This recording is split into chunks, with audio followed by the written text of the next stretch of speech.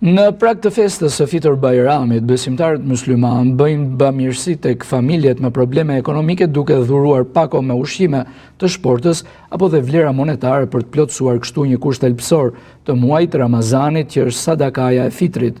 Sipas imamit Dritan Shau, kjo bamirësi vjen nga që dhe vetë profeti Muhammed ka qenë bamirës, ndërsa shton se bamirësia ka shumë të mira për atë që e jep. E bukura e kësaj feste ose e këtij muaji madhështor është edhe bamirësia.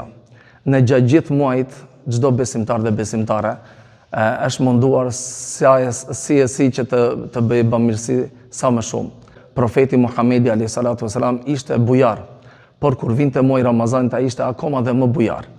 Dhe çdo besimtar dhe besimtare e kanë treguar bujarinë e vet dhe devotshmërinë e vet në këtë agjërim, duke bërë sa më shumë bamirësira, duke shtruar iftare, duke dhënë sadakara të ndryshme, duke dhënë ushqime për të varfrit, duke u munduar të bëjmë vepra sa më të mira. Dhe një nga këto vepra që e mbyll Ramazanin, këtë muaj të begat, është edhe dhënia e sadakatul fitrit. Çfarë është sadakatul fitri?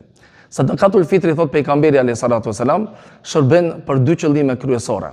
Qëllimi i parë kryesor është për agjëruesin dhe agjëruesen, që nëse kanë lënë diçka mangut gjatë agjërimit, se njerëz jemi dhe gabojmë, lëm diçka nga aresa, me dhënien e sadakatul fitrit, Allahu i lartësuar i afshin ato gjunahe dhe i rregullohet agjërimi, elhamdulillah. Dhe qëllimi i dytë i dhënies së sadakatul fitrit, thot pejgamberi alayhi salatu wasalam, është për të ndihmuar njerëzit në nevojë, që atë ditë të mos lypin. Dhe kjo është vetëm për njerëzit fukaren që nuk u kanë dot mundësira. Domethënë shërben për këto dy qëllime kryesore, elhamdulillah. Dhe neve Zoti ju shpërblet të gjithëve besimtarëve dhe besimtareve dhe njerëzve të tjerë mashallah që janë sensibilizuar dhe e shohin njerëzit vallai që kur jep sadaka për Zotin, ore ndihesh mirë për atë Zot të vërtet. I madhi Zot me dhënien e sadakas të ruan familjen, ta shton riskun, të jep kënaqësinë që njerëzit e kërkojnë në gjëra të tjera. Vallai kënaqësia është tek sadakatul, tek dhënia e sadakas për Zotin.